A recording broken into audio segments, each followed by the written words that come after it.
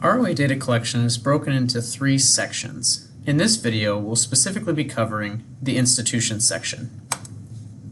As you move into the institution section, you'll see at the top there's a space to upload the spreadsheet, download the template, or navigate to the template instructions.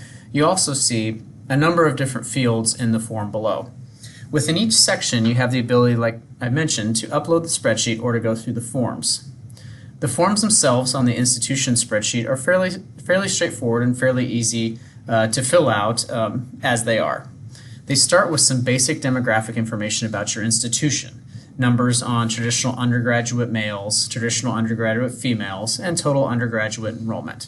When we use the term traditional undergraduates, we're looking for students that take classes primarily in classrooms and kind of fit the mold of what you would expect your traditional student athletes to.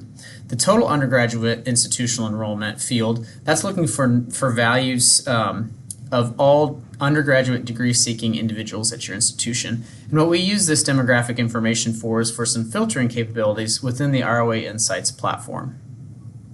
The next section are the varying tuition rates. There's a traditional tuition rate, an out-of-state tuition rate, an online rate, a graduate student rate, a regional undergraduate exchange tuition rate, and then 3 other tuition rates. In these fields, you're giving us the yearly tuition rate for the categories as they apply to your student-athlete population. For a number of private schools, that's commonly the traditional tuition, the online, and the graduate student tuition, where our public institutions will typically use more of the out-of-state and regional undergraduate tuition categories. Again, these are yearly numbers you're reporting. You only have to report dollar amounts for the categories that apply to your student-athlete population. For graduate students, it's common for many campuses to charge those degree programs on a per credit hour basis. And that per credit hour basis can be different for example, for an MBA program versus a Master's of Education. So what we ask you to do for those programs is to provide us the best average value for a given year for a graduate student who is full-time. If most of your student athletes are in a specific program, you could choose that particular program to be your average, or you could find a common dollar value between the two of them. After that, we move into the housing category, and this rounds out the cost of attendance equation for the year-end reporting. There are 2 categories for traditional room and traditional board, where you're providing those values. What does it cost to live on campus in a double room, or what does it cost to have a full meal plan on campus? There's also 2 off-campus categories.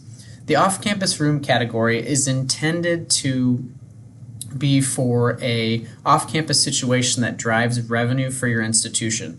This isn't common at a lot of our campuses. For many of them, this is a 0 value. Off-campus board is similar. Some institutions require that off-campus students purchase a small board plan. If you do such a thing, you would apply that value there. Additionally, there's the general books and supplies dollar amount that you would fill into this category.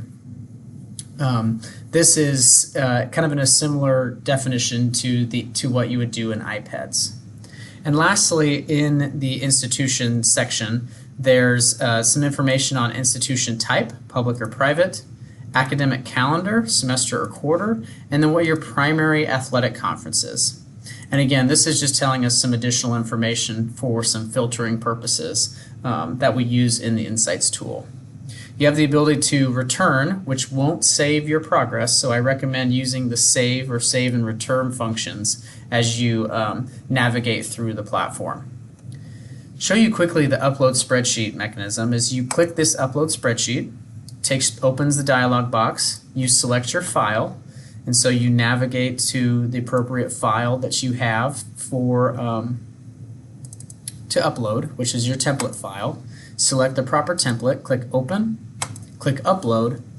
The wheel will spin for just a few seconds, and then it'll fill out the information based on the template you provided, as you can see here.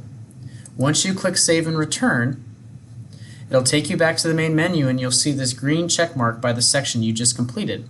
It will also tell you if you have any errors or warnings in that section.